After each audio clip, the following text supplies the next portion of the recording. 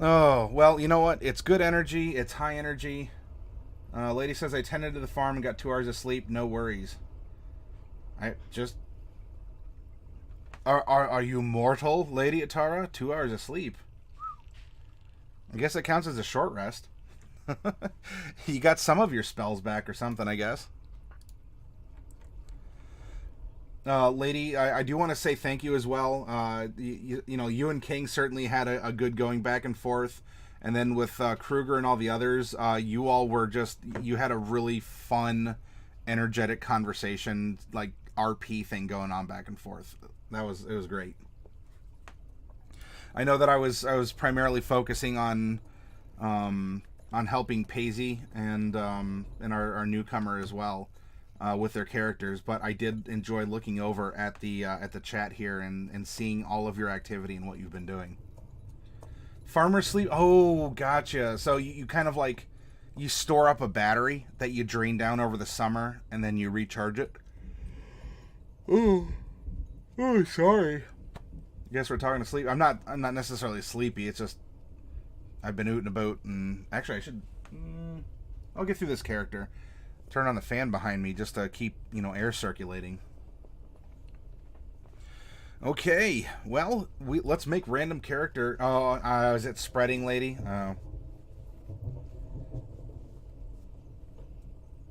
Also, players defocused too. Oh, did you not get a lot done, Dark Wolf? If you want to make commentary about that in your play journal, you're welcome to do so. It seemed like everyone was on track when I sat in and played. Hey, Bubonic. What happened, Dark Wolf? Let's roll percentile and find out if we have a boy or a girl.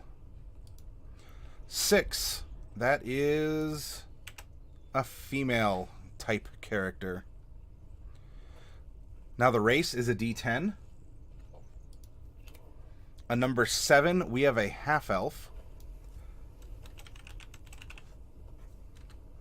So King is already kind of cringing. Unless maybe it's a high elf, but I don't know. We'll check her personality and what else she does. Favors odds. So she favors her human half. Again, in genetics and looks. So maybe her ears aren't as pointy or as long, either out to the side or up, pointed up. Or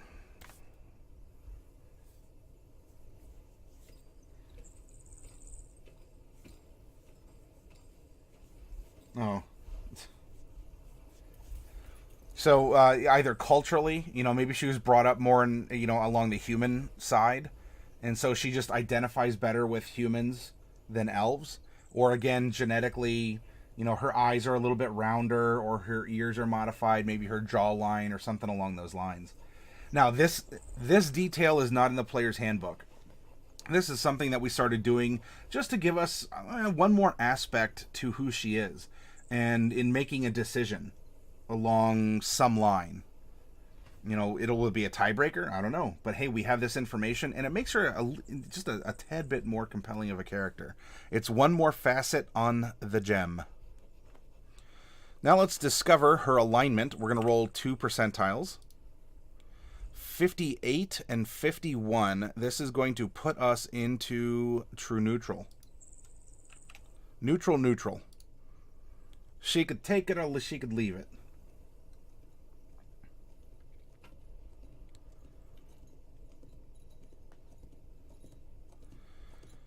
Her level is going to be determined with a percentile roll.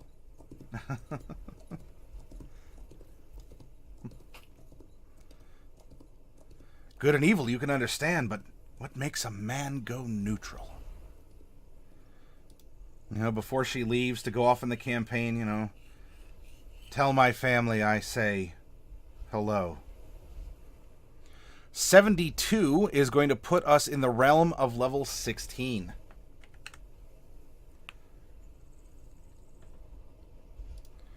That is going to mean 4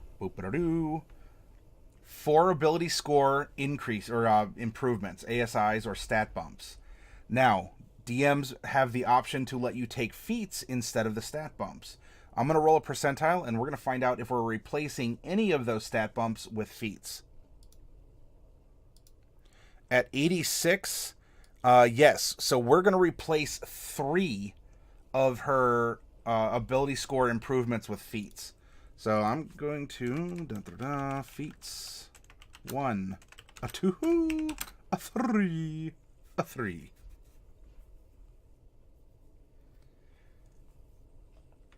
Multi-class at cleric, magic user, thief. Well, we didn't roll to multi-class her. Multi-class rides on the male-female line. Female characters are 1 to 45. Males are 46 to 90. And then 91 to 100 is a multi-class character, and then we roll again for gender. Now we're going to roll a 13-sided die. 2. She is a Charlatan.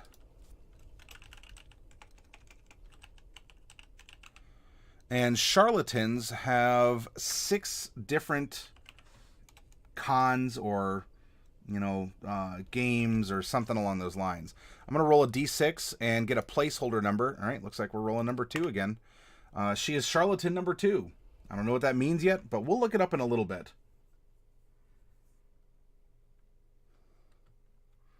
We are now going to roll 2d8 personality traits.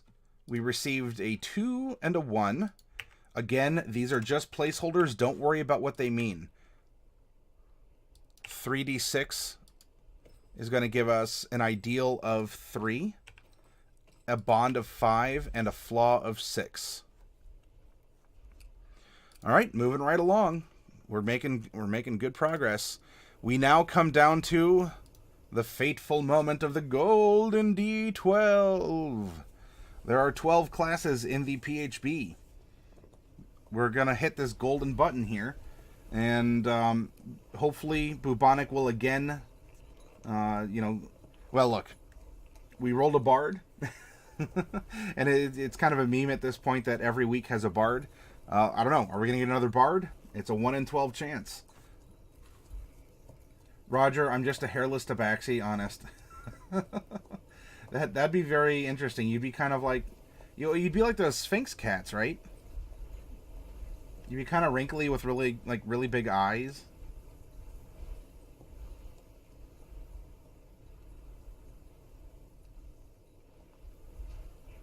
Dark Wolf, Roger Twy, one of my players, is a high elf who pretends to be a human detective. 12, hi Rightel, 12 sides and 5 of them have a 2.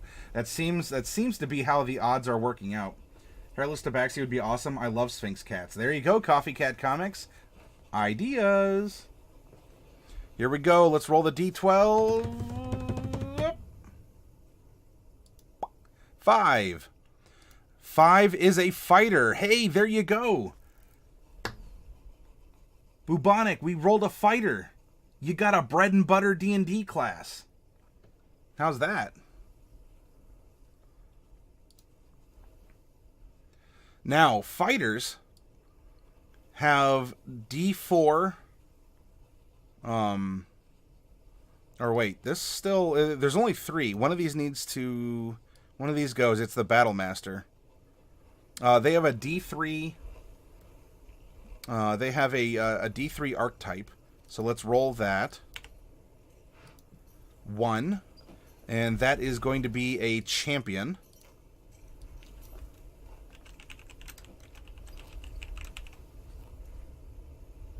Coffee Cat loves fighters too.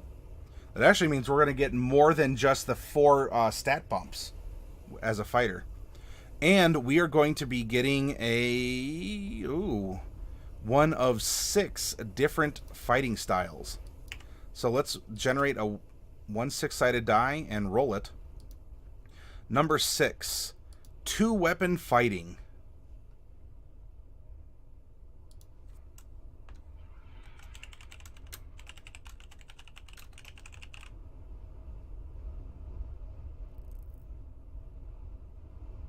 Oh, it's fine, Bubonic.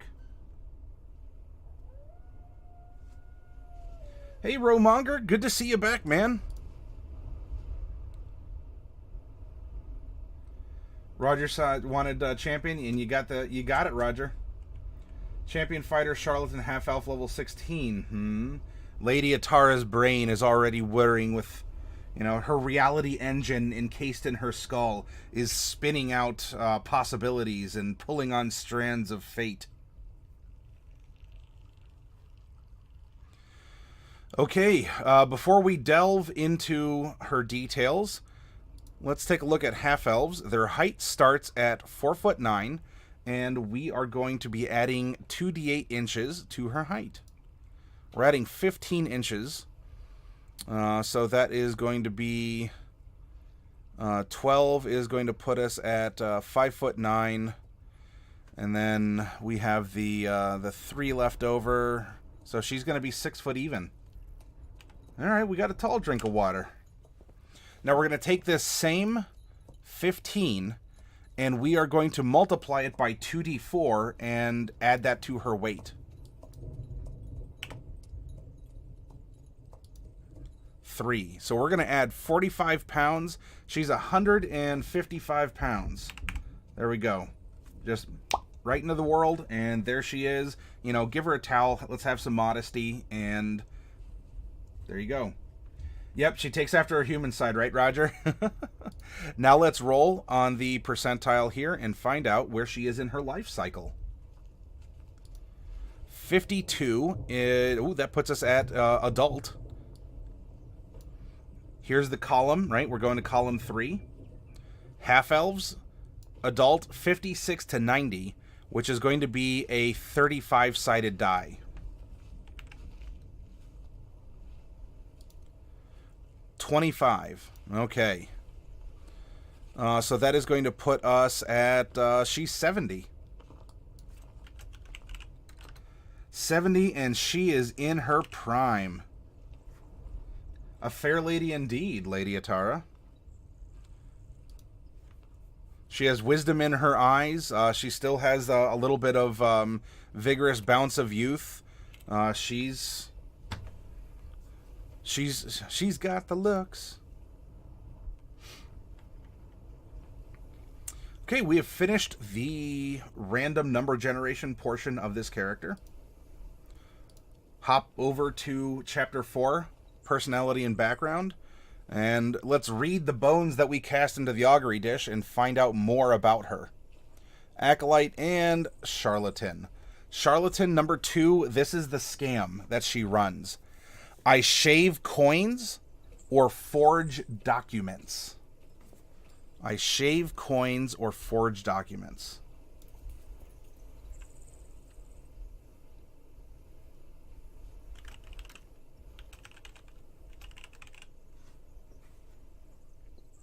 All right. Continuing on, our feature is false identity. You have created a second identity that includes documentation, established acquaintances, and a disguise that allows you to assume that persona. Additionally, you can forge documents, including official papers and personal letters, as long as you have seen an example of the kind of document or the handwriting you're trying to copy. Professional trial by combat stand-in. Right. Oh, so like, yeah, as a champion, right? Oh, I choose you to fight on my behalf. This means, Lady or Roger or anyone else out there, Coffee Cat, if you want to come up with some kind of alter ego for her, let's create that alongside the character that we're making. Who's her alter ego? Secret identity as the world's tallest halfling. Right? You got the slightly pointed ears, the little chubbier round cheeks of a human. She just needs to use the disguise kit to put some like wigs on her feet. Okay, this is her personality. Are you all ready? Let's find out who we have created. 2. I have a joke for every occasion, especially occasions where humor is inappropriate. Okay, so she sees people sad at a funeral and she might make an off-color joke about death. Or, you know, everyone's being boring and quiet in the elevator, and she's the one who's just going to fart and laugh at it. And be like, oh, come on. Let's cheer up a little bit. That kind of a thing. Okay, and personality traits 1. I fall in and out of love easily and am always pursuing someone. Ah.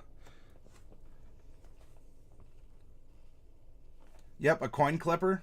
Yep. Lady likes her. She's got moxie.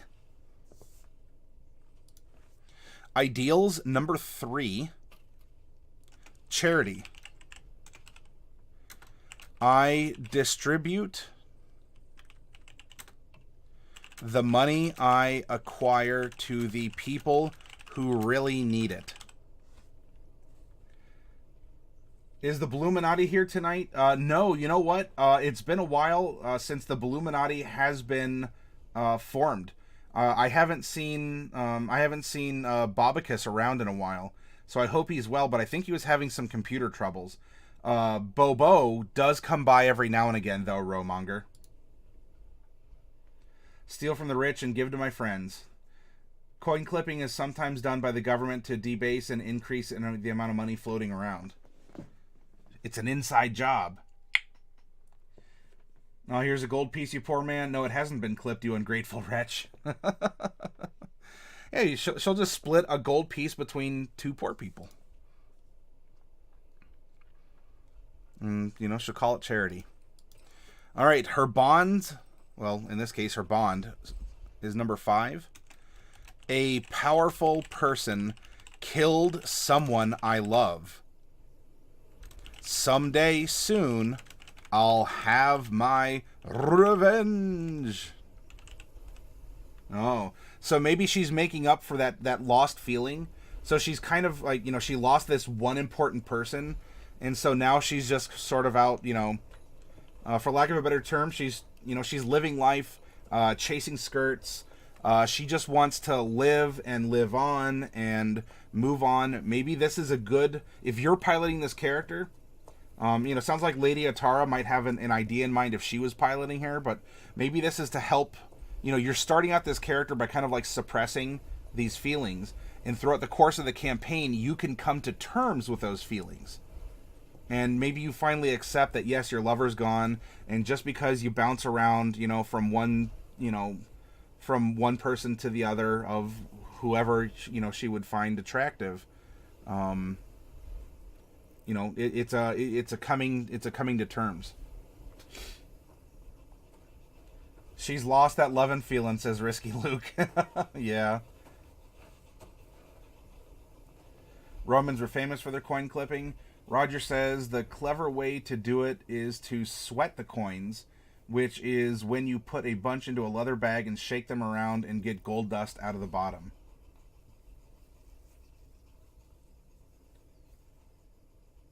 Rowmonger, well, I'm just going to be happy to get back to D&D after missing... Yeah. And when you do, Rowmonger, please let us know how those adventures go, because you've been... It was getting really intense, and I really love following along your adventures. Plus, I want to know not just how your airship ends up, but also how your... like, what you're going to do about your arm. King goes into a random tomb, and 4 and a 7... Oh, that flaming skull. You know what, King? This flaming skull might just be a demi-lich or something like that. You know, just sort of floating around, kind of trolling people. This flaming skull, especially last night, that knocked out like 2 or 3 people in a row. Elfdad went out for pipeweed 50 years ago and never came back, says Roger. My unlocked field must be at some maximum height tonight. Lady, I could totally relate to her. Darkwolf says, same wavelength. I was thinking she lost her true love and was going from one to the next in an attempt to ignite a new flame. Hey, good minds, right? My mind to your mind.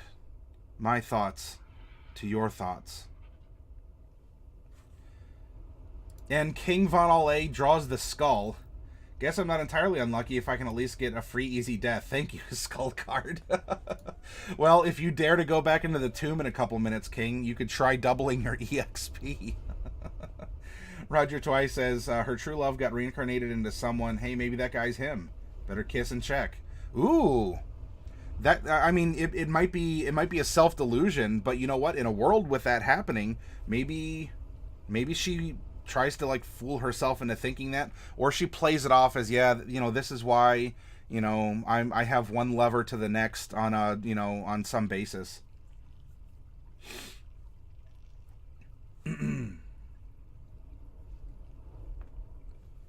And her flaw is number 6. And hey, we're all flawed creatures, aren't we? Oh, I'm blocking that, but it's you're just gonna have to trust me here. I can't scroll it up without swapping the page.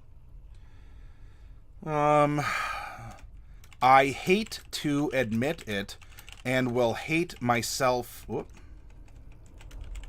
and will hate myself for it. But I'll run and preserve my own hide if the going gets tough. Uh-oh. Oh, maybe, just maybe, we found out what happened to her love. And this is a weight that she carries on her heart. Well, Sten is going to come to the group's rescue in the ship. As for Sten's arm, she has forged a mechanized replacement. Yeah, I thought you were working on something along those lines, Romonger.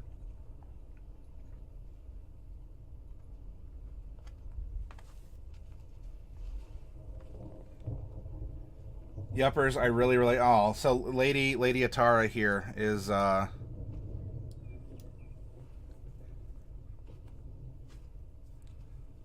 So her false identity is as someone named Lady Atara, female human, right? Because she favors her human half, so it's easier to disguise her. So Lady Atara, what is this false identity that our character has? In other words, if the character is you, who is Lady Atara to this character? Is Lady Atara the you know, the very, like, the whimsical, like, no, it's a new day, I'm fine, I'm gonna go find someone else who can, you know, catch my eye? Or is this character that, and Lady Atara is maybe some prim and proper woman who would never be caught doing such a thing? But Lady, if she's resonating with you this much, why don't you give some input here as to the false identity of this character? Oh, you finished the ship already, Romonger. Oh, my gosh. Whoa, and you even have a painted background? Oh, you nerd. Look at that.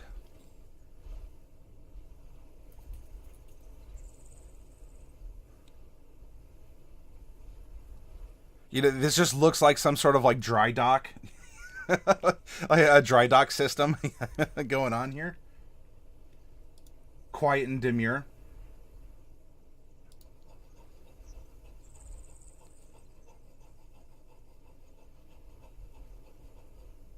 Wow. Now, what is the importance of the figurehead, Romonger?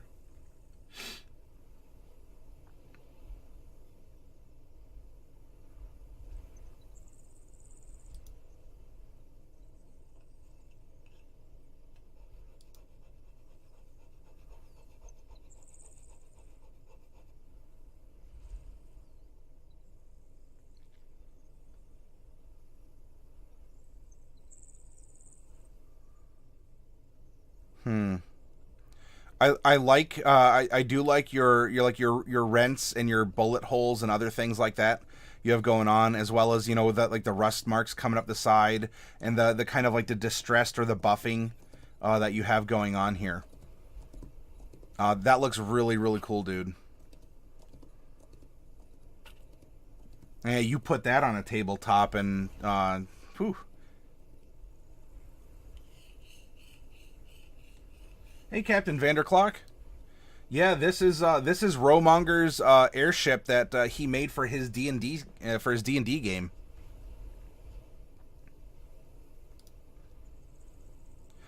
Also, Romonger, is this all, like, fan powered, or are you gonna create a like a series of balloons or other inflatable areas?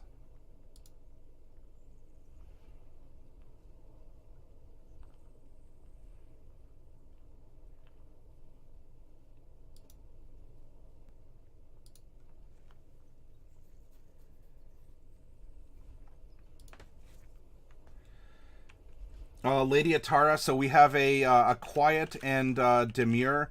Is that her alter ego some kind of maybe? Is she a widow, or is she a merchant, or is she actually a lady from a distant land? Does she try and pass herself off as nobility, or while she's quiet and demure, is this more in like kind of an austere housewife? Like what do you want this alter or this false identity to do in a generic campaign? How would you want to use this false identity? Who is Lady Atara? It floats via harnessing air elementals. Is that what the symbol on the front? Or no, you said the figurehead was Oh, the figurehead was a cop-out. I didn't want to sculpt anymore. Well, is that symbolic, though? Is that the golden figurehead that's outstretched? Is that representative of anything in your game?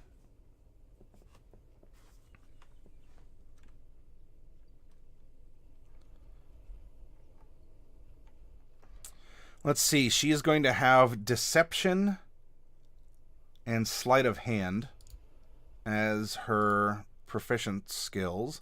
She will also have Proficiency in a Disguise kit and a Forgery kit. She will receive a set Fine Clothes, a Disguise kit, Tools of the Con of her choice. So this is a Forgery / shaving kit. Well, I guess maybe not to, to like shave a full, like wonderful, beautiful dwarven beard, but for like coin shaving or counterfeiting. Because, I mean, that's forgery as well. So she might be a counterfeiter in some way.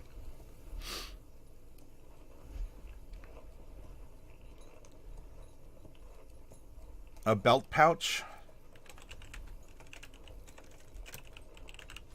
And 15 coins, because it pays to run a con. You just thought it looked cool? Well, Rowmonger, you're absolutely correct. It caught my eye. And if nothing else, Rowmonger, it gives you something to think about. Because you're going to probably have other people ask, like, oh, who's the figurehead? Or what's the face that's on that rear vent? Or, what is the blue banner that you have kind of, on the side? What does that mean? And you're sparking people's imaginations, Rowmonger. Hey, Joe. Proper soft-spoken woman to see the world from old money or nobility? Sure. Quiet and demure. Traveler from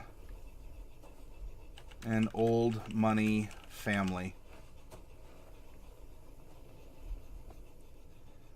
And so when she asks to retire for the evening, darling, she actually goes and forges documents or counterfeits money or things along those lines. Or she can play up that kind of quiet and demure, like, oh dear, it seems that all of my coins have been shaven. Oh dear merchant, would you accept them? Lady Atara from Afara. Lady Atara from Afara. I'm so baffled in these lands, and oh, bless my heart. Lets her hair down when she sees injustice. Now, is that the back and forth between herself as this fighter and this alter ego of, this good wife or this, good widow, Lady Atara?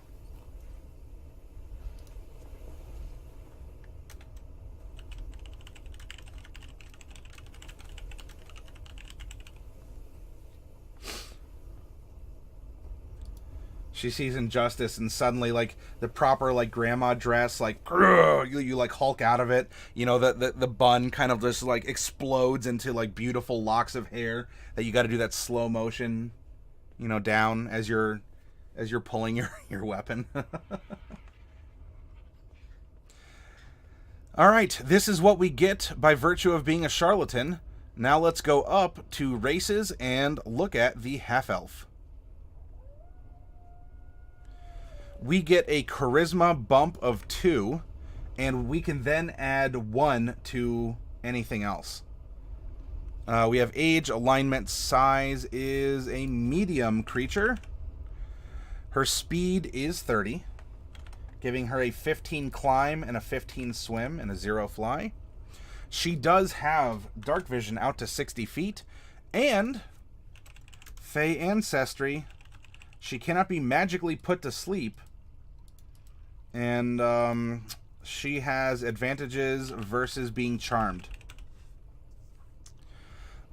She's going to get proficiency in 2 skills. So let's see, we have 2 skills. I'm just going to make a little note here. 1 to any ability. And languages, we get Common, Elven, and 1 other. Hey, Derek, good to see you, man.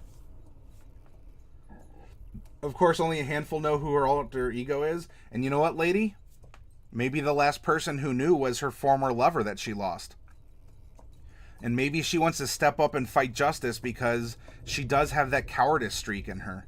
You know, if things get really tough, she still seems to run away, and she wants to try and overcome that.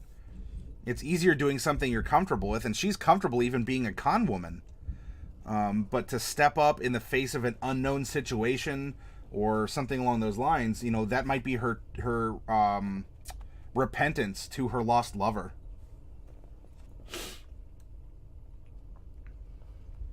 Okay, congratulations. You are a Charlatan half-elf, which means you're now primed and ready to become a fighter.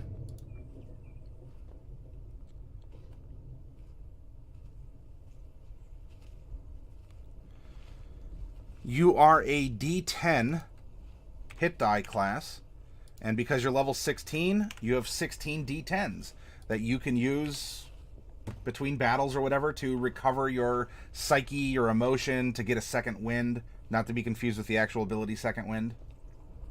I'm glad you're digging this, lady. With that being said, lady, if you want to think up a name, like what is her actual name, and then of course Lady Atara is her false identity. We are going to be proficient in all armor and shields. And weapons, hey, you know, simple and martial. No tool proficiencies, and strength and constitution are your proficient saves. Hey, GM Vault, good to see you. Lady, you want to call her Faedra? Faedra what?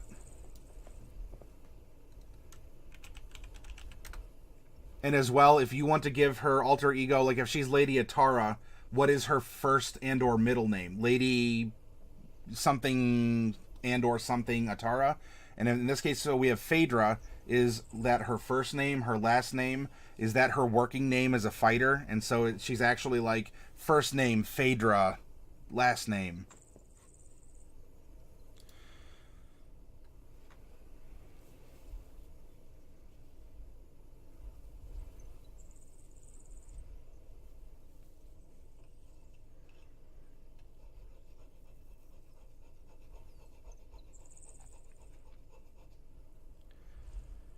Okay, now we can decide.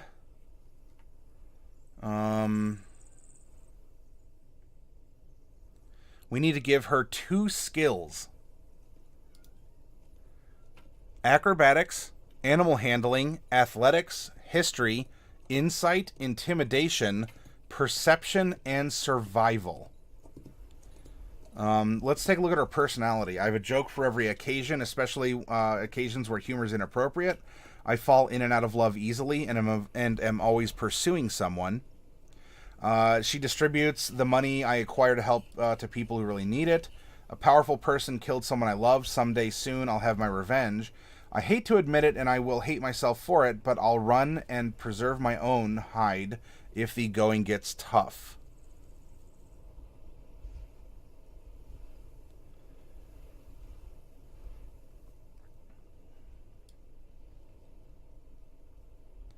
And, of course, as a charlatan, she's a coin shaver / forger.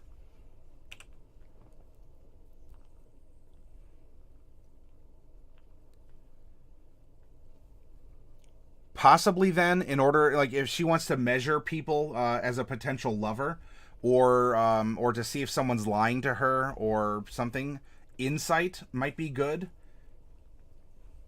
You say deception would fit for one? Well, we have deception and we have sleight of hand by virtue of her background as a charlatan. Captain Vanderclock.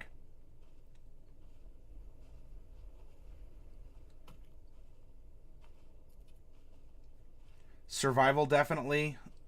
No, there's no redundancy with survival.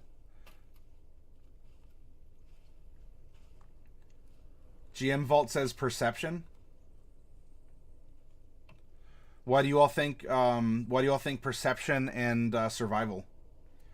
Her other language could be Draconic, but she never lets on that she speaks it. Perhaps she learned it from the partner and never reveals it because her home place looked negatively on the relationship. Hey, that's not a bad prompt, Risky. So, you know, she's never really known for speaking it, but she picked it up from her old lover who was killed. And she still blames herself, you know, of course, for his death because she ran away. GM Vault because she's always looking for mates.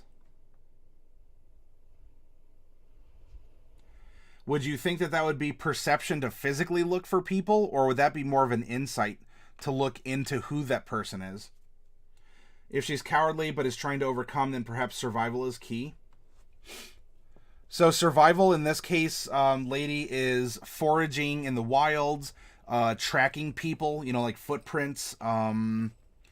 It's things along those lines. If you think that that's appropriate for her, certainly, you know, we can. That's why I love hearing your reasons why. Should we go smart over charismatic or vice versa? I don't know if she's necessarily intelligent.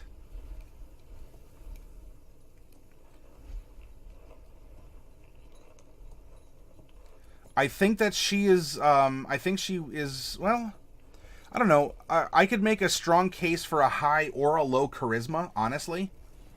You know, we can say low charisma because, look, she makes burp and fart jokes. You know, she again, like, she's at a funeral. She'll, like, try and lighten the mood by telling a funeral-related joke.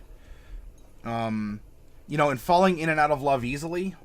That's on her to distinguish who her lovers will be. You know, she doesn't necessarily, you know, you don't need a high or a low charisma. You could have either one and still be able to do that.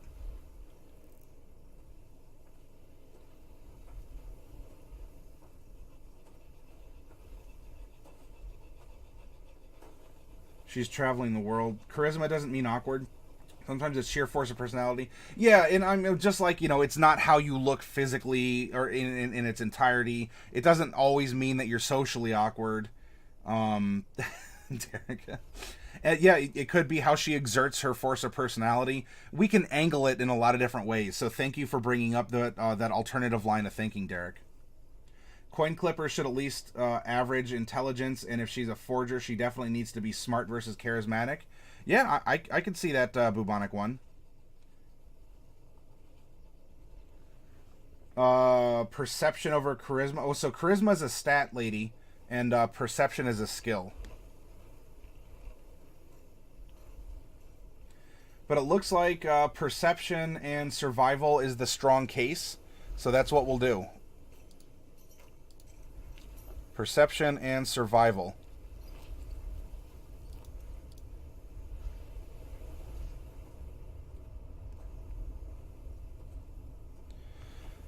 All right, let's go. Hey, it's no problem, lady. Don't worry about it.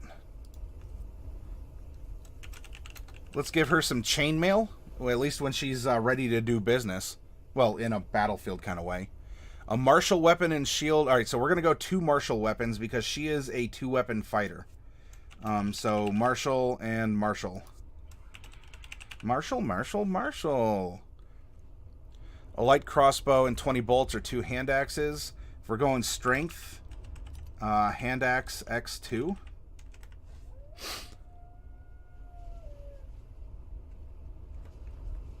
Smart seems legit. Bubonic makes a solid point. I do agree, Risky.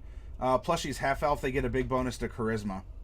Yep, they get 2 to charisma, and remember, we're still floating 1 to any ability. And, by the way, she still gets 2 more skill proficiencies by virtue of being a half-elf.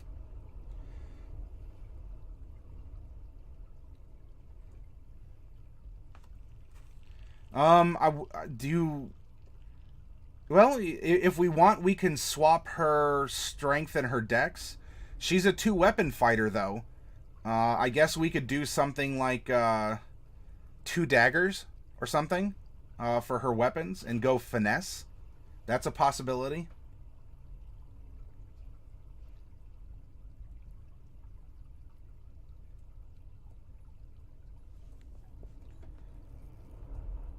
Though, that's a conversation to have. Do we want a strength build fighter or do we want a dex build fighter for her?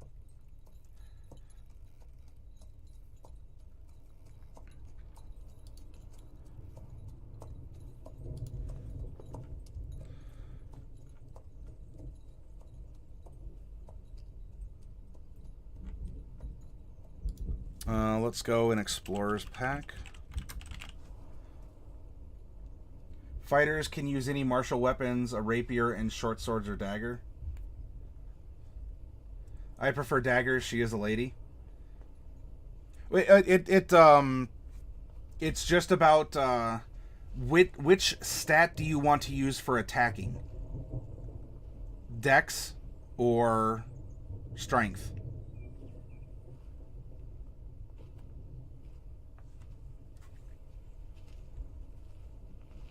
Yeah, we can do that bubonic one.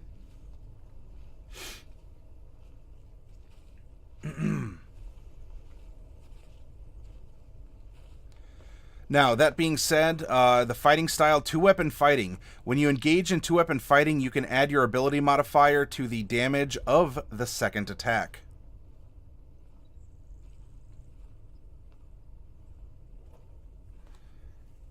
So if we go with this build, we're going to give her a 12 strength, a 15 dex, a 14 constitution, so she's a hardy lady, a 13 intelligence, an 8 wisdom, and a 10 charisma. Now, even though if we're sticking with this, and if we're sticking with this, and wisdom is her dump stat, it doesn't mean, if you're making a character, it's fine to give yourself skill proficiencies in your dump stat skills. So here, you know what? She's not the best at wisdom, but when it comes to perception and survival, she's better than anything else that is in that realm.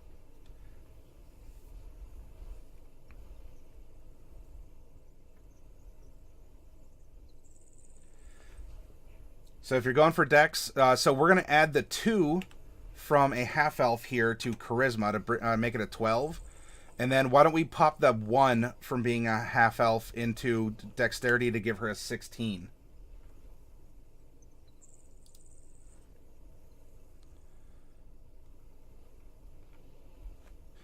All right, you're going to get some other things here. By the way, Lady Atara or anyone else, remember, we still get to have proficiency in 2 skills. Bubonic One says investigation and something else. Why do you say investigation, Bubonic One? And so yeah, for anyone else out there, Bubonic One throw out an idea, but we get to give her proficiencies in 2 more skills by virtue of her being a half-elf. Remember her personality that we have here. I have a joke for every occasion, especially occasions where humor's inappropriate. I fall in and out of love easily, and I'm always pursuing someone. Charity, I distribute the money I acquire to the people who really need it. A powerful person killed someone I love. Someday soon I'll have my revenge. And I hate to admit it, and I will hate myself for it, but I'll run and preserve my own hide if the going gets tough.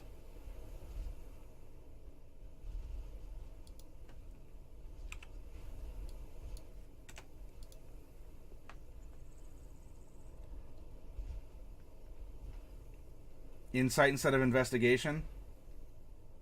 Investigation helps with forgery because if she makes mistakes, it lets her know she fails. Yeah, investigation could help there. She really should take proficiency in forgery tools. She has it already. By virtue of being a charlatan, she has proficiency in a disguise kit and in a forgery kit.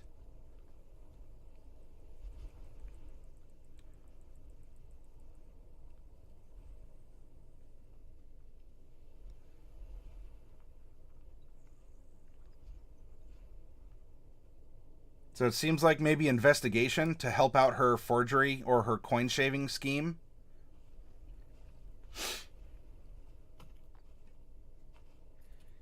But the skill of the tools doesn't let you know if you failed.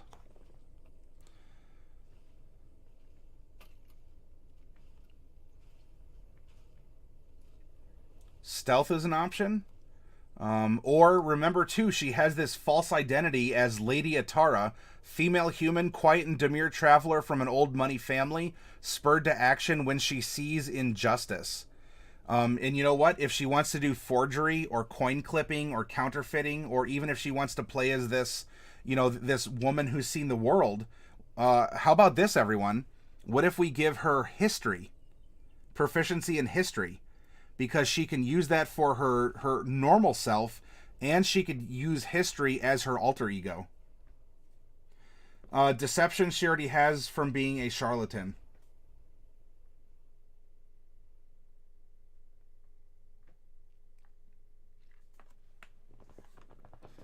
Bubonic thinks history would work. History's legit, says Roger. Okay, so we'll give her history. Let's see. Archetype. Oh, we're not there yet. She is going to get Second Wind, which allows a fighter to heal themselves in the middle of combat. It saves a cure spell. Rather nice. Action Surge, which is very juicy at second level. You get... you can take an additional action on top of your regular action, and a possible bonus action. We're going to get our Marshal Archetype at 3, and we're going for Champion. Then we're going to get ASIs, and in fact, we get one at 4, 6, 8, 12, 14, and 16. She is going to get 6 ability score improvements. 3 of these are feats, as we've rolled that's what her character is going to do. What's the difference between investigation and insight? Investigation is putting together clues. It's mental thinking about things, you know, how to solve a puzzle or a mystery. Think of investigation as either Benedict Cumberbatch or Robert Downey Jr.'s Sherlock Holmes. You know, when time slows down or the things float around their face and they're making connections and whatever. That's investigation. That's brain power. Insight, you're reading into people. It's empathic. You're reading emotion. Is this person lying to me? Is this person withholding something from me or telling me a half-truth? And so it's wisdom because it's more of like an internal common sense than it is using clues and active brain function here. Yeah, it's like it could be a sense motive, that kind of a thing.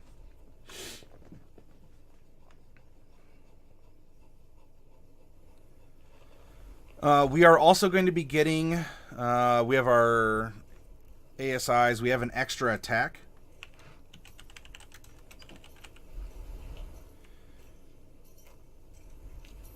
We are also indomitable. You can re-roll a saving throw that you fail. If you do so, you must use the new roll.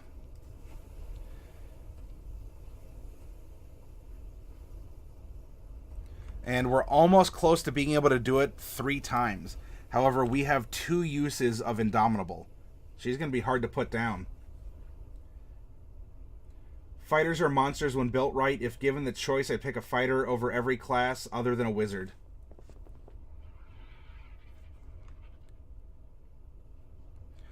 Alright, that's what we get for being a fighter. Now if we look at the Marshal Archetype of Champion, we are going to get improved critical.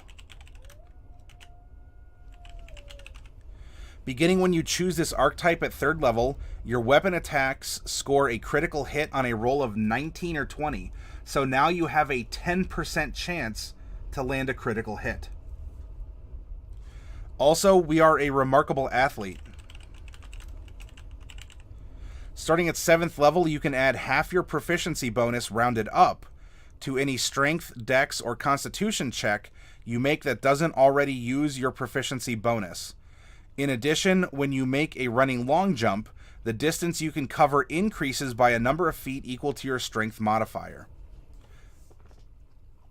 Let's take a look here. At 16th level, our proficiency bonus is 5. So, rounded up, this is going to give us half your proficiency rounded up to strength, dex, or constitution check. So this is going to give us an additional 3 to athletics, acrobatics, and stealth.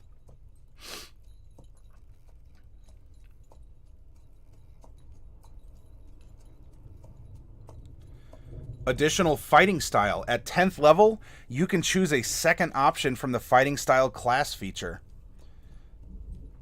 So we will we'll add that here. We will get style, and we'll roll that randomly. And then we'll get superior critical. You now have a 15% chance to land a critical hit.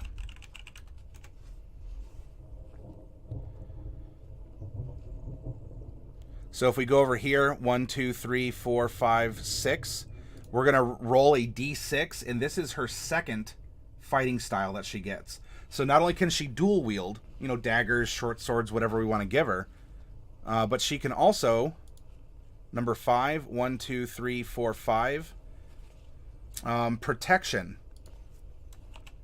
And you know what? Maybe this is an extension of her maturing, coming to terms with wanting to stay and protect people. Because remember, this is level 16.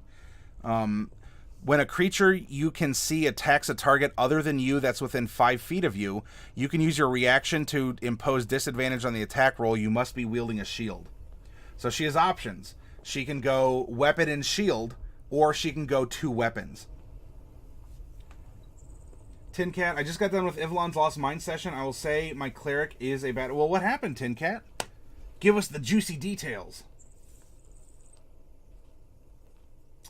Oh, yes, that's true, Bubonic One. Initiative is a dex check also. So that will be added to her initiative.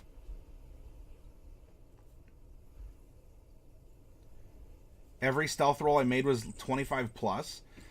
Whoa, 25 plus is a level 1 character? That's redonkulous, man. That's really good. It's a Morgosaurus. Brrr. I had 2 different bow shots that did 16 plus damage. And Tin Cats gave us the play-by-play. And we killed an ogre. Yeah, Ivlon, I got to go back when I have some time and watch your VODs, because I'm just hearing all this juicy stuff. Okay. This is... We've made a fighter. Now all that's left is to give her 3 feats and 3 other ability score increases.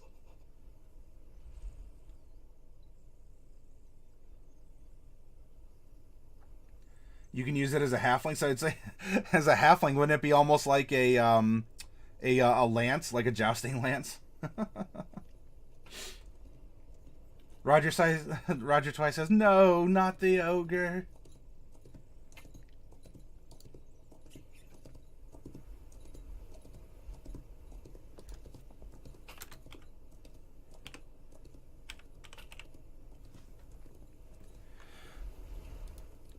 This means let's choose her feats first, because some feats will give her a bump. Some feats will give her a bump to to an ability score, and then we'll assign the 3 other ability score improvements that we're gonna get. First level characters shouldn't be playing footsie with an ogre. GM Vault, there's always a reason to attack an ogre at level 1. For most, the reason is simply a death wish. But it's thrown at disadvantage, and it doesn't get sneak attack. But still, who'd suspect that, right?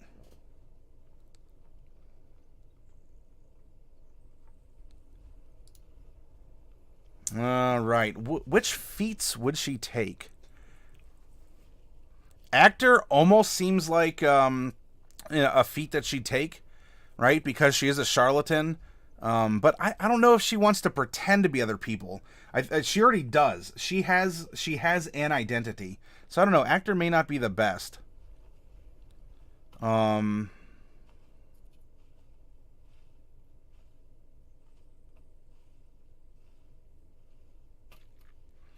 Defensive duelist could be interesting.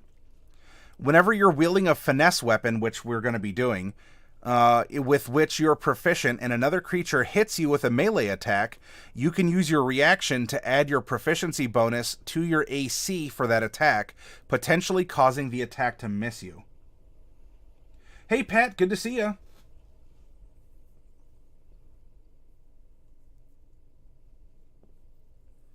Dual wielder might make sense because that is her fighting style. You gain a +1 bonus to AC when you're wielding a separate melee weapon in each hand. You can use 2-weapon fighting even when the one-handed melee weapons you're wielding aren't light. And you can draw or stow 2 one-handed weapons when you would normally be able to draw or stow only 1. Maybe we want to go in that route. Just got home. Well, cheers to you arriving safely and for settling in and being a part of what we're doing again, Pat. Thank you.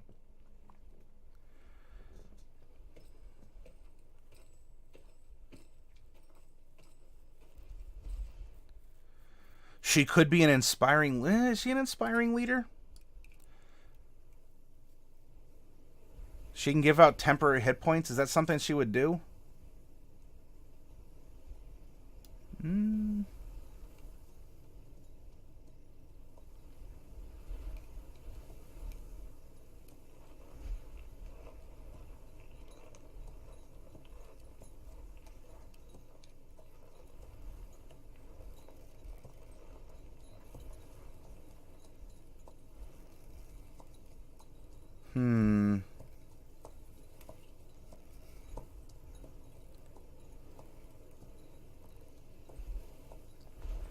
This could be a case where I'd advocate giving her lucky...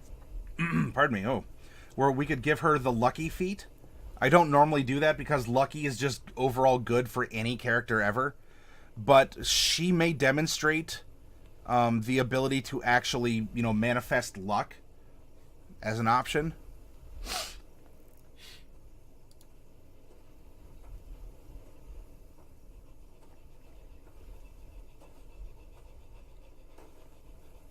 King comes back and is not on fire.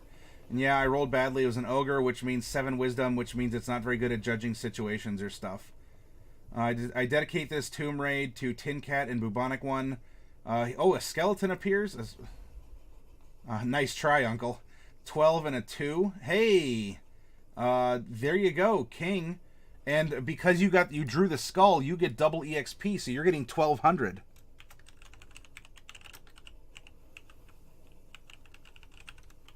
I'll add that here real quick. It is good, Roger, but I'm not using that book. I'm sticking to the core PHB. But I do appreciate you bringing that up because there are other sources that can be consulted in other games.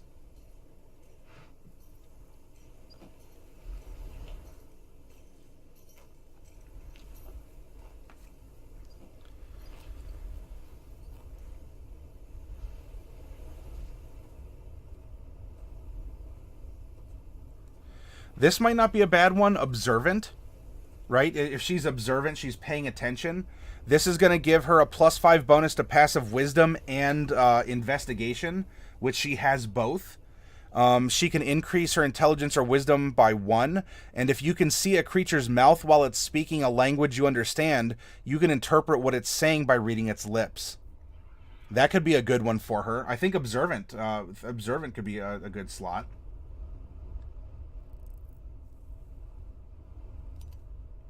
Tin Cat puts on the shades.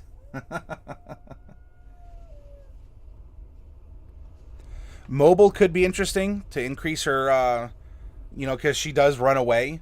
It does increase her movement. Makes it easier to get around.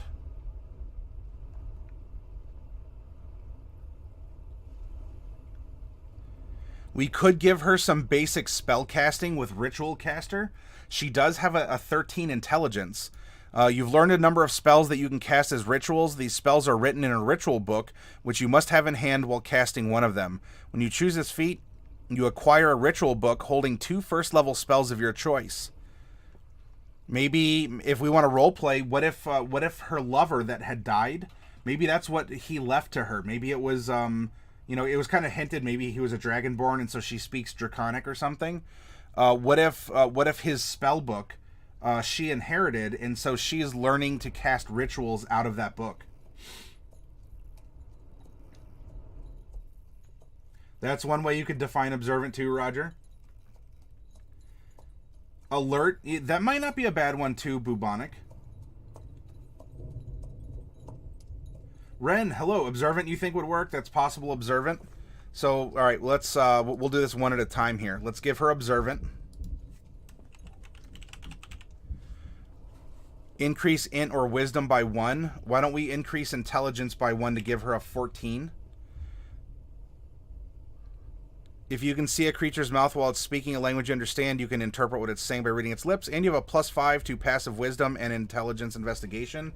She's going to be a really good coin clipper / forger / counterfeiter with Observant. Okay. Lady, you like Ritual Caster? You know, where she's holding on to her lover's spell book. And so she can cast a little bit of magic out of it.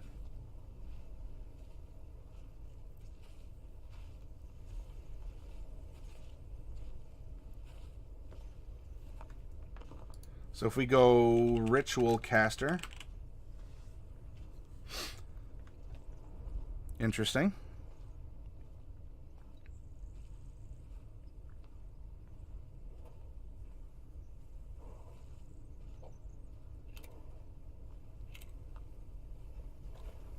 We can always give her Skilled.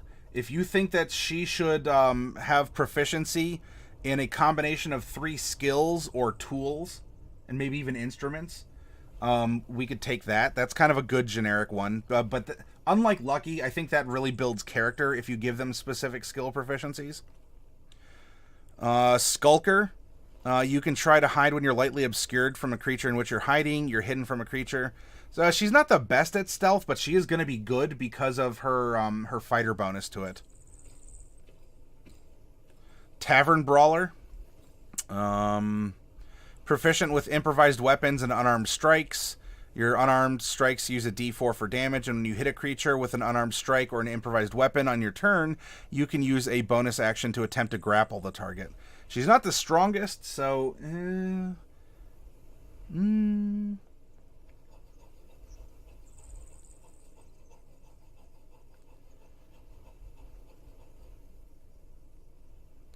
We could give her, so to combo with Observant, we could also give her Linguist, if we wanted. You've studied languages and codes, gaining the following benefits. Increase your intelligence by 1. You learn 3 languages of your choice. And you can ably create written ciphers. So this would mean she could read lips for 3 more languages. That combos very well with Observant. Oh, actually, Bubonic One just said that. Alert matches her background is Charlatan, says Ren. Yeah, that was brought up before, too. You gain a +5 bonus to initiative. You can't be surprised while you are conscious, and other creatures don't gain advantage on attack rolls against you as a result of being hidden. You know, for a Charlatan for this, she's, so it would mean that she's always kind of ready. That could work. A powerful person killed someone I love. Someday soon I'll have my revenge, so maybe she trained and got alert so that she can't be ambushed the same way. Though she does seem to run away and want to preserve her life. Lady, you want to go with Linguist for this character?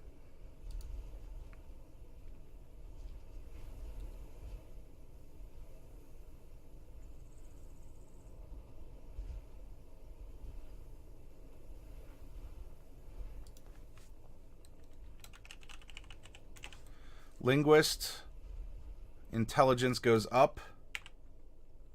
And we're going to get 3 more languages. And can create a secret code as kind of its own language.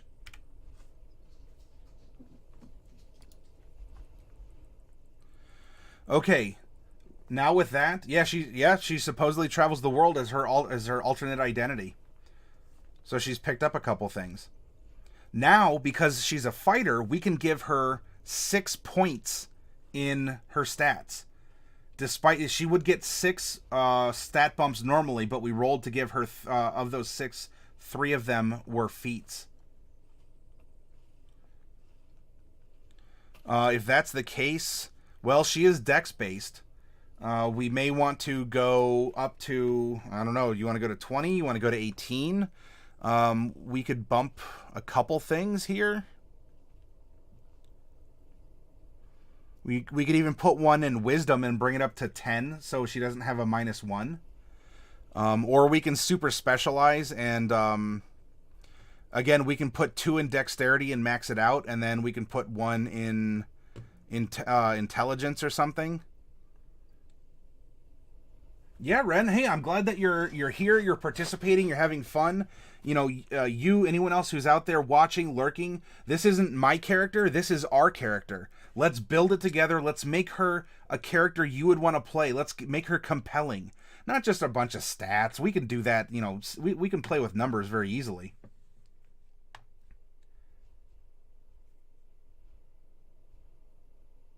Best1.na. Thank you, Tin Cat.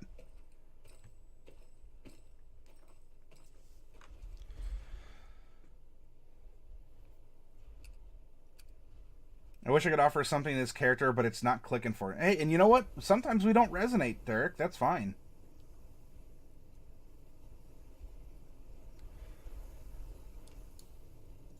Bubonic is thinking that we bring her wisdom to 10, and then we max it. We make her super yoga fighter.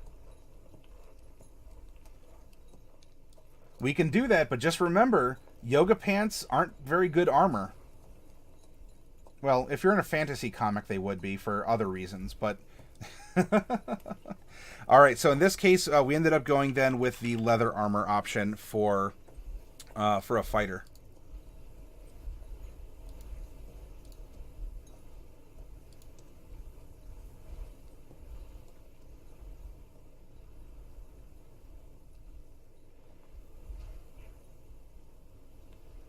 And in which case, that would have also given her... They also would have given her a longbow and 20 arrows.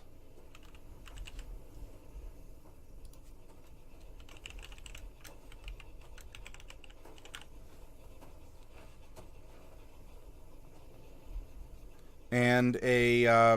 So instead of the hand axes, Lady requested that she just get daggers. Daggers are going to be cheaper than a light crossbow, and you already have the longbow. So we'll just go dagger X2.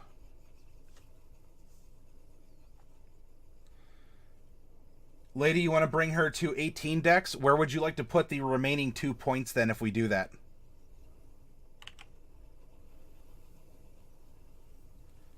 Pat, I came in this late, so I don't know what's going on much. We are building a female half-elf champion fighter. She's a charlatan though, so she shaves coins. She's a counterfeiter, etc. by trade. They could be jeweled. That's fine. But where would you like to put those other 2 points, Lady? We can increase something by 2 or 2 things by 1. If you wanted, and this is something to consider, by the way. She can do range and melee. There are some melee weapons that have the finesse keyword, Pat, and that would allow you to use dexterity to hit and as bonus damage. So, Lady, if you want to do this as an option, because we have these 2 points floating, you can put 1 point. You can put 1 point in intelligence and bring that up to 16, which is a +3. And if you put the other one in strength, her modifier will not change. Her modifier will still be 1. But strength is a unique stat because it will still give you a mechanical benefit. For every point up here, for every point in your ability score, not your modifier, but your score, you will increase your carrying capacity. The more stuff you can haul, a bigger backpack you can wear, more loot that you can carry. So with an option like this means you can get a stat bump in intelligence, and it's not a stat bump or a modifier bump in strength, but you can carry more, so you're still getting a mechanical benefit. Or we can just plop 2 down into something, and it'll increase a modifier by 1. Yep, it'll be... it's 15, Bubonic.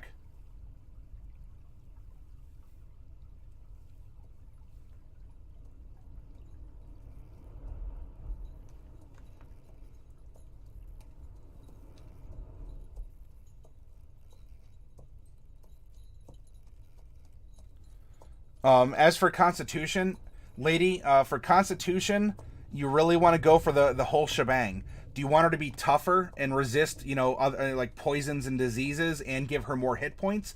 We can drop the extra 2 in her Constitution. Otherwise, if you want to spread it out another way, then we can do that.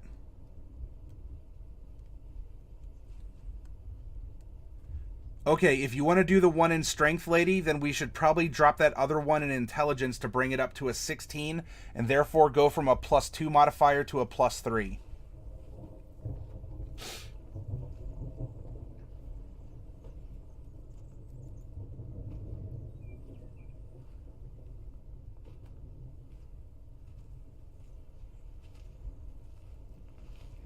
It's an interesting story, King.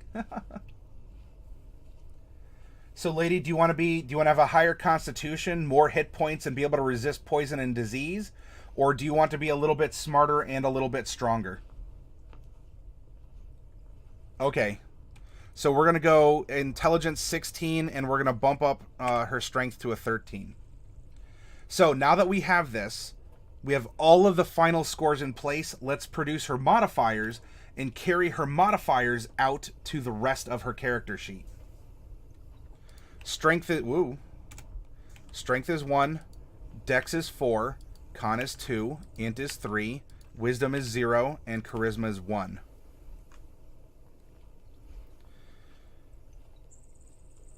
Let's see. Our Strength saving throw is going to be 6 because we have a 1 modifier plus Proficiency up here. Now, Athletics is going to be... Normally, we would just type in a 1 and continue.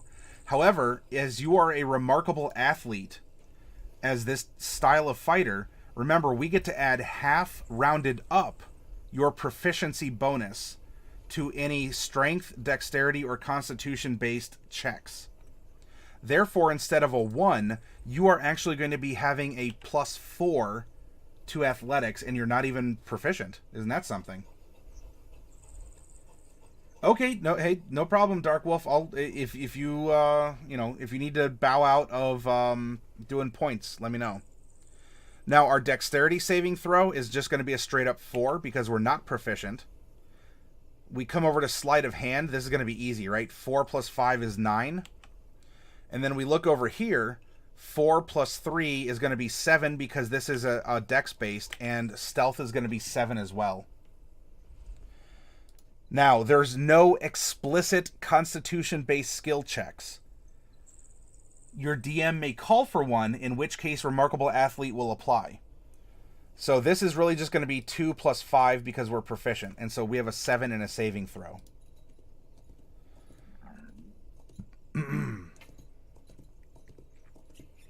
Now, can you imagine if you kind of blended this fighter with Bard and you got Jack of all trades? And you got to add in half your proficiency again, rounded down. Holding breath is a con check. Oh, yeah, I guess that's true. So if you put that from 14 to 15, it's 1 more round. I think you can hold your breath. Mea culpa. Mea culpa. Int saving throw is 3, as are our untrained skills. And for our proficiencies, we are looking at an 8 and an 8. Dun, dun, dun. Wisdom is going to be zeros down the line, except for Perception, which is 5, and Survival, which is 5. Charisma is going to be 1, except for Deception, which is going to be 6. Now, Initiative is a Dexterity check. Therefore, it would normally be 4, however, we are a remarkable athlete, and this is going to go to a +7 Initiative. And you know what? This would go to a +12 if we did take the alert feat. How about that? You want to talk about going first? Half elf pass, even if it was a half high elf king? Although she does favor her human, so it'd be like just, you know, you get little hints, like just the corners of the eyes or something.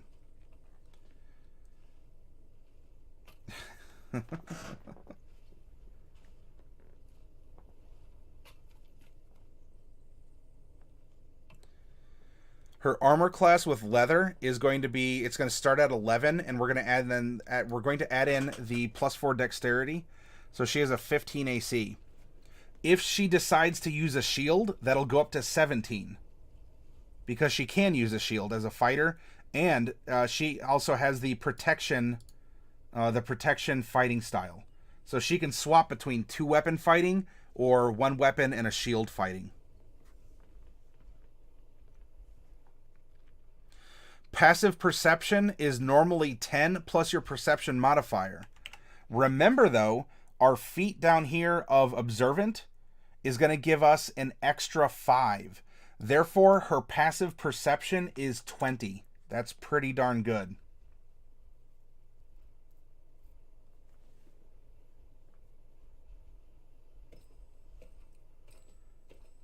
Yep, Bubonic, you're correct. Those are the marks.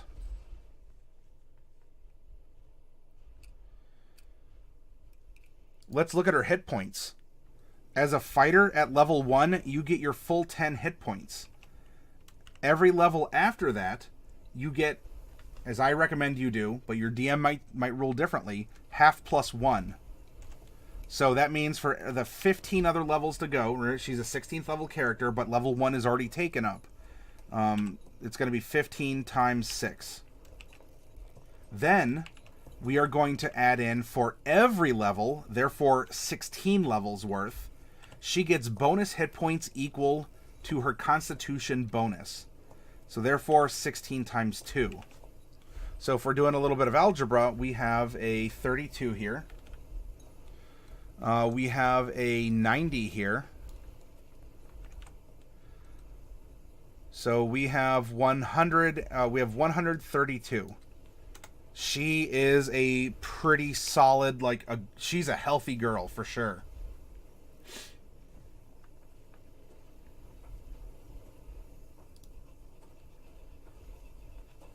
Okay, for the martial weapons, if this is martial finesse,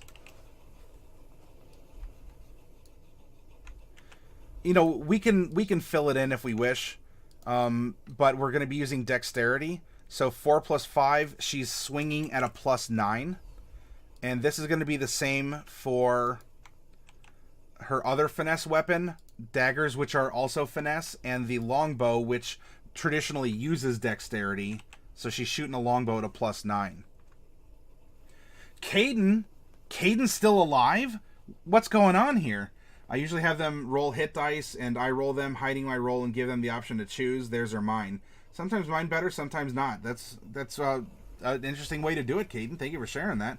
And yeah, hi. Has the black hole of, you know, IT support kind of just like sucked your soul away? That we haven't seen you in a while, man. I hope you're doing well.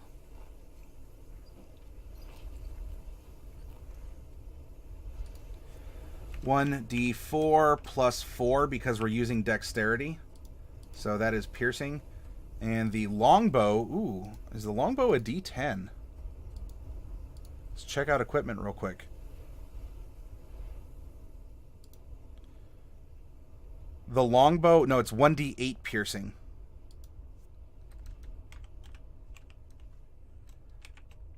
(1d8 plus 4 piercing). And then we can choose whatever martial finesse, you know, so you could fill in the blanks here.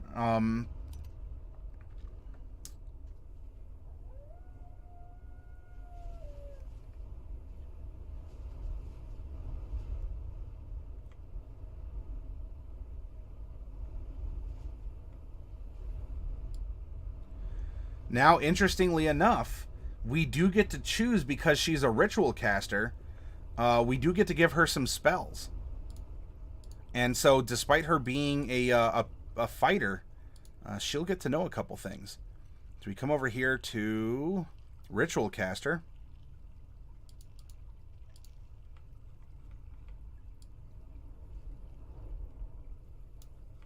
Oh, come on. This is going to be tough.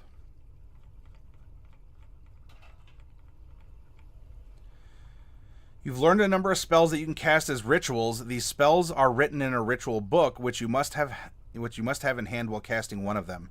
When you choose this feat, you acquire a ritual book holding 2 first-level spells of your choice. Choose one of the following classes: Bard, Cleric, Druid, Sorcerer, Warlock, or Wizard. You must choose your spells from that class's spell list, and the spells you choose must have the ritual tag. The class you choose also determines your spellcasting ability for these spells.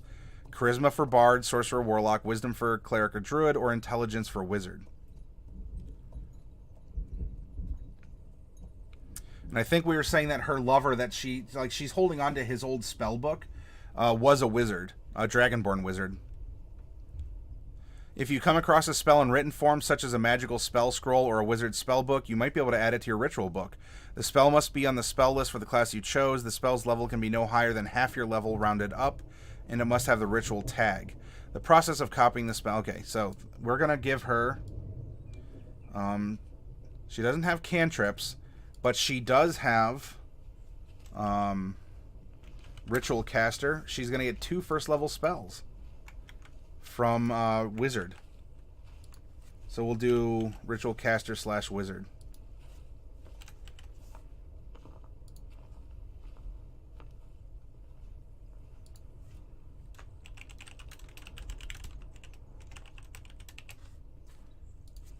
Based off of int. And her int is 3, plus proficiency is 8. So her... I don't think a ritual would necessitate an attack, but just in case, her save is 16 and her attack bonus is 8. And you know what? She can pick up more rituals along the way. You know, she's level 16. We could roll a die and find out she gets 4 more. As long as it's a ritual, she can cast wizard rituals now. So people, what was my draconic lover? Jake, I'm a resident sleeper, but excited to say I have a medical exam for that mining job tomorrow afternoon. Looking promising. Go get him, man.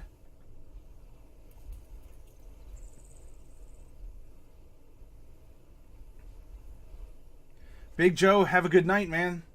I've been listening in, but haven't been able to talk much. I've had a huge upswing in work the past few weeks, so I've been working at capacity. That's no problem. Hey, and even if you've been lurking, because I don't always check the audience, you know, at later hours, Caden, thank you for kind of, you know, coming up for air and popping in and at least saying hi to us. Oh, well, thank you for that, Captain. I pretend to know what I'm doing, though I don't always. I don't always know, but that's why, look... You know, Captain, because you throw out a suggestion, other people here, we've all had a hand in creating this character. And that's part of the amazing process that we have going on. Yeah, lady, we can roll randomly for that. So anyway, I'll just leave this here. She doesn't have spell slots because rituals can be cast an unlimited number of times as long as the time is taken to cast them. So we don't really have to worry about any of this other stuff. She just is collecting rituals at this point. So what we can do, let's open this back up. If we want to roll this, then we'll do a D6. We'll do 2D6. The first is to decide where on, you know, red, green, or whatever. And then the other is going to go odds or evens for chromatic or metallic. So let's roll 2d6 here. 2 and a 4. So we have green, odds and even. So he was a brass dragonborn. That was her lover. And so he shot fire in a line. So there you go, Lady Atara. If you want to do this, by the way, lady, if you want to do this as a side project, why don't you make this character? And even if you don't have the books yourself, go to D&D Beyond. You can make a dragonborn sorcerer there. I presume they'd have this as an option. Not all options are there, so I don't know. I mean, did I say sorcerer or wizard? Otherwise, this is what we can write. You had a brass dragonborn lover who compelled you into adventure with his death.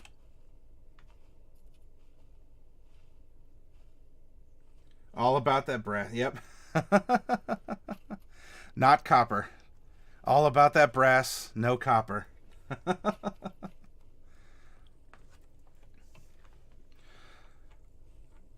All right, so Faedra here. Faedra liked the dragonborn.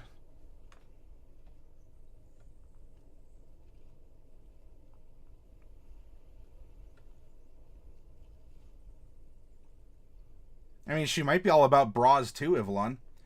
I like to think he was just a jazz musician with a brass instrument, and Faedra is high. So it's like one of those smoky little like jazz nightclubs. You know, everyone's just sort of like going along, kind of hazy. There's that one neon sign that's kind of sputtering in the corner. You know, you got the man who's been bartending there for like the past 30 years, kind of has the salt and pepper hair, and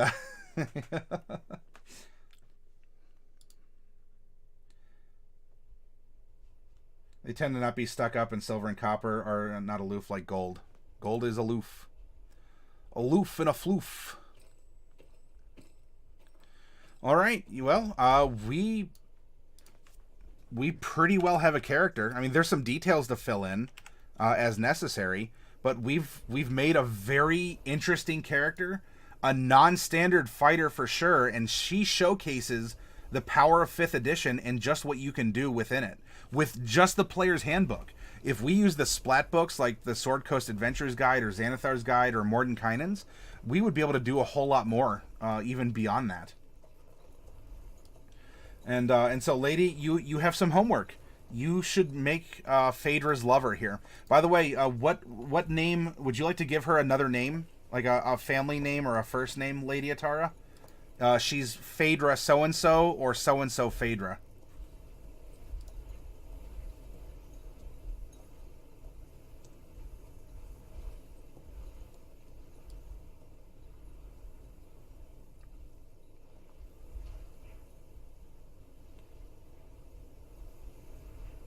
Lots of homework.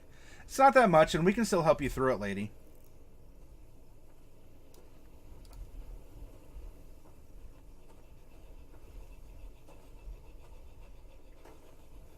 I'm thinking she only knows herself by one name. Okay. That works. She's Faedra. Much like Groot, she is Faedra. Cool. Congratulations, a character's born. Give her a spank, and I'll give her over to you here. Yeah, that's true. Maybe so. Maybe the brass was somehow a friend or a kin to our dragonborn we rolled up last night. And that's a hook. That's how they're together. All right, I'm going to get up, and I'm going to take about a 10-minute break, you know, refresh myself. You all get up, get a snack. I don't know, make some nachos or get some salsa or guacamole and enjoy, or you like nuke up some old pizza or something. Faedra the Forgotten or Faedra the Unknown. I will, lady. I'll do that over the 10-minute break. So everyone, go break, get some water, do what you got to do, answer nature's call, and we'll come back in 10 minutes, and we'll do this again for character number 2.